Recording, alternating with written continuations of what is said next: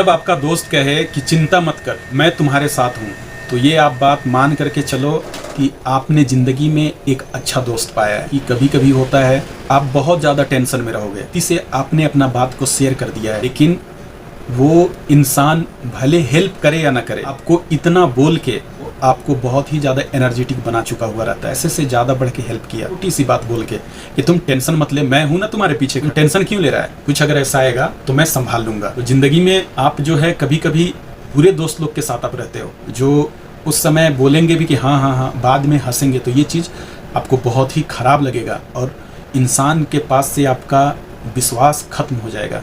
अगर ऐसा कभी भी आपको लगे आपने किसी से कुछ बोला और उसने अगर ये रिप्लाई दिया, तो आप समझो आपने ज़िंदगी में अच्छा काम किया और अच्छा दोस्त आपको मिला है। अहंकारी इंसान या घमंडी इंसान कभी भी सत्य एक्सेप्ट नहीं करता। बताओगे सत्य लेकिन उसको समझ में नहीं आएगा, इसीलिए वैसे इंसान को आप बताओ भी मत। कोशिश करो कि आप उससे बहस मत करो, क्योंकि आप बताओगे कि भाई ये चीज़ है, उनको समझ में नहीं आएगा। उनके अंदर, उनके माइंड में एक अहंकार सा छुपा हुआ बैठा है, उनको दिखता नहीं है। हमारे अंदर क्या चीज़ है, हमारे विचार से पता चलता है कि तुम कैसे इंसान हो। वैसे इंसान से आपको बहस करने की जरूरत नहीं है, इसके अंदर अहंकार है, घमंड है, आप उनको समझा नहीं पाओगे। जब तक वो देखेगा नहीं तब तक वो बिलीव नहीं करेगा। उससे आप कभी भी बहस मत करो। हाँ बोल दो, हाँ जो भाई आपने कहा वही सही है, कब मैंने कहा, ये नहीं कहा, आप जो सोच रहे हो वही हकीकत है, ऐसा बोलो। सबके अंदर घमंड और अहंकार रहता है फर्स्ट टाइम, लेकिन जब आपको हकीकत चीज़ से मुलाकात हो जाएगा, आप जान जाओगे, तो आप एक्सेप्ट कर लोगे। अभी तक वो बेखबर है तो उससे आप बता के भी नहीं फ़ायदा है। वो एक अवस्था में पहुंचेगा जब उस सिचुएशन को फेस करेगा। हो सकता है पूरी ज़िंदगी वो सिचुएशन को फेस ही न करे, तब तक वो उसको रियलाइज नहीं होगा, न वो आपकी बात को समझेगा।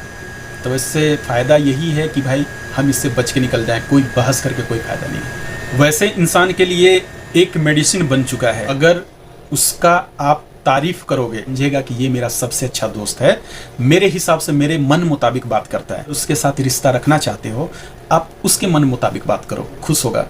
और अगर आप चाहते हो कि इससे रिश्ता हटा ही लेने में फ़ायदा है, ये ज़्यादा परेशान करता है, अगर आपको कभी ऐसा फील होने लगे, आप उसके सामने सच्चाई उसका बयान कर दो। कभी भी एक सच बात उसको बता दो, बहुत तकलीफ होगा, यहाँ तक कि वो कॉल ही करना बंद कर दे। तो इनडायरेक्टली वे में आप अगर उससे रिश्ता हटाना चाहते हो, तो डायरेक्टली आप बोलोगे तो थोड़ा बुरा भी लगता है, सच्चाई बताना उसको स्टार्ट कर दो। देखो, अगर वो बर्दाश्त कर पा रहा है तो वो सीख रहा है, सिचुएशन को अगर झेल रहा है तो वो सीख रहा है। अगर वो सिचुएशन को सीखने का मन नहीं है या सीखना ही नहीं है या आपको अहमियत नहीं देता है, ऑब्वियसली वो डायरेक्टली आपको ब्लॉक मारेगा, पहले से ब्लॉक मारेगा, क्योंकि वो फेस नहीं कर सकता, बहुत कमज़ोर है अंदर से। उसको इसी बात का डर था कि कहीं ये चीज़ ना जान जाए। वो उतना ज़्यादा वो टेंशन हेडेक नहीं पालेगा, वो सीधा आपको ब्लॉक मारेगा।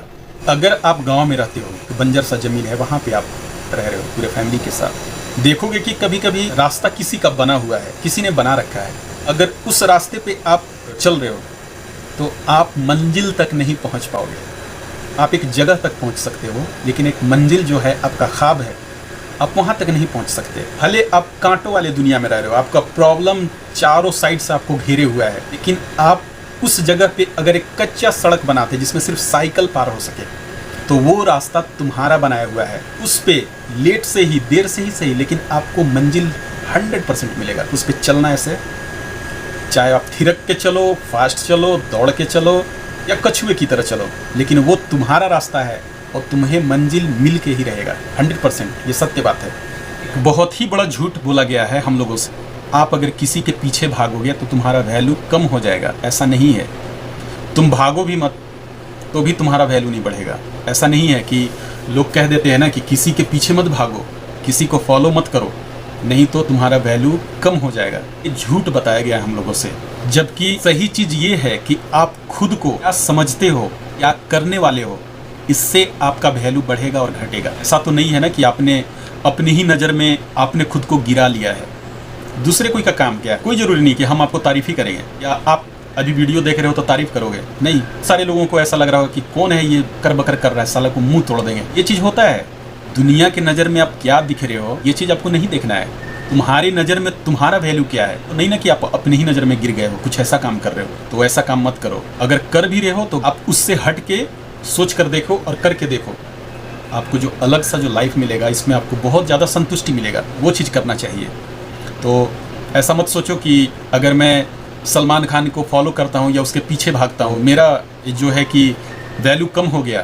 नहीं है रे भाई, तुम नहीं भी भागेगा तो उसका वैल्यू से उसको कोई मतलब नहीं है। दुनिया वालों ने ऐसा कोई मेडिसिन तैयार नहीं किया है जिससे आपको तरक्की मिल जाए, आपको खुशी मिल जाए, आपको रुपये पैसा मिल जाए। ऐसा फंडा नहीं है। अगर ऐसा होता तो सारे पेरेंट्स लोग सबसे पहले वो चीज़ खरीदते और सबको हम लोग को खिला दिया जाता एक तरफ से, ये दूध के साथ, ये पानी के साथ, ये रात में खा लो और सब तरक्की कर लो।